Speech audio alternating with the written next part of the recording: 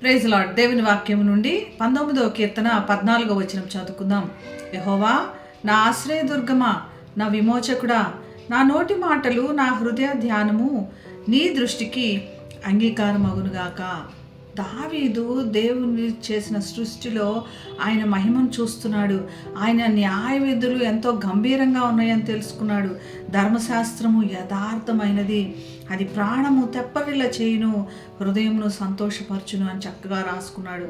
కనులకు వెలుగిస్తుంది, బంగారం కంటే విలువైనది, జుంటి తేనె దానల కంటే ఎంతో మధురమైనదని. ఇంత గొప్పగా ఉన్న దేవుని ధర్మశాస్త్రాన్ని, దేవుని యొక్క ఆయన లక్ష్యం చేసి మనకిచ్చిన గొప్పతనాన్ని తెలుసుకొని దేవుని గణపరుస్తున్నాడు. దేవుని ఎదుట తను ఎంత అల్పమైన వాడో తన యొక్క పరిస్థితి తెలుసుకొని దేవునికి వినయమైన ప్రార్థన చేస్తున్నాడు. యెహోవా నా ఆశ్రయ దుర్గమ్మ, నా బలమైన పునాది నీ మీదే వేసుకోవాలనుకుంటున్నాను దేవా.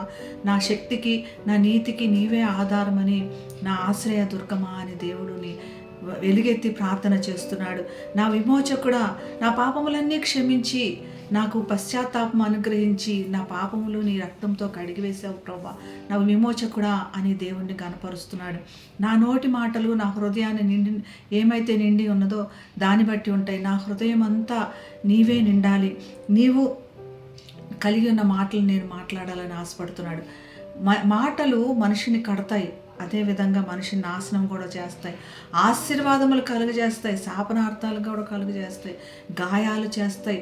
అదే ఆదరణకరమైన మాటలు గాయాలు కూడా కడతాయి. అందుకనే దేవా నా నోటి మాటలను సరిచేయవా అని ప్రార్థన చేస్తున్నాడు. నా హృదయ ధ్యానములు కూడా ఏ మనిషికి తెలియదు, కానీ నా హృదయం నీకే తెలుసు. నా హృదయాన్ని లక్ష్య పెట్టేవాడవు నీవు మాత్రమే. నా హృదయాన్ని నువ్వు గ్రహించి నా ప్రార్థన ఆలకించవా, నా హృదయం నీ ఎదుట సరిగా ఉండేటట్లు చేయవా అని దేవుణ్ణి పరిశోధించమంటున్నాడు. నా హృదయాన్ని పరిశోధించు దేవా, నా హృదయాన్ని తెలుసుకో, నా ఆలోచనలు తెలుసుకొని విజ్ఞాపన చేస్తున్నాడు. ఇటువంటి గొప్పగా ప్రార్థన చేసి మనందరం ఆశీర్వాదములకు పాత్రులమవుదాం.